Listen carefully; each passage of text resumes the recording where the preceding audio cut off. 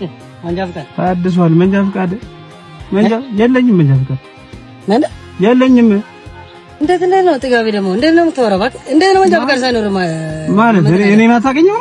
ማን አንተ ሰውዬ? አጣፋፋ ሞተር ትታሰራለህ።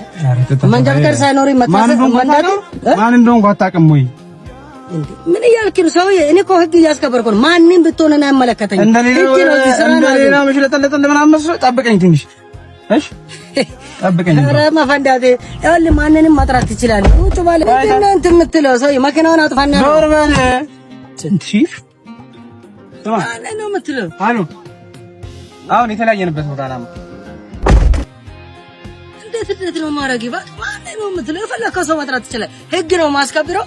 መንጃ ፍቃድ ሳኖር እያናደ መኪናውም ትታሰራለህ፣ አንተም ነው የምትታሰረው። እስቲ ደግሞ ጠርተህ የምታመጣው ምን አይነት ነው? ማንንም ማጥራት ትችላለህ። ለምን እንትን አይመጣም? እንምልም አሁን መኪናውን ዘግተህ ትወርዳለህ። አትወርድም? ምንድነው? ምን ተፈጠረ? ምን ችግር አለ? ምን አጥፍቶ ነው? ምንድነው? ስሙ ጠራ? አዎ ምንድነው? ማለት እኮ ምንድነው? ጓደኛዬ ነው። አዎ ያጠፋው ነገር ጓደኛዬ ነው። እና ታዲያ ምን ተባስ ነው የምትለው? በቃ ጓደኛ ነህ። እሺ ምን ይምጣ? እሱ መንጃ ፍቃድ የለውም። ብቻዬን ለምን ታሰራለህ? እሱን መሰራው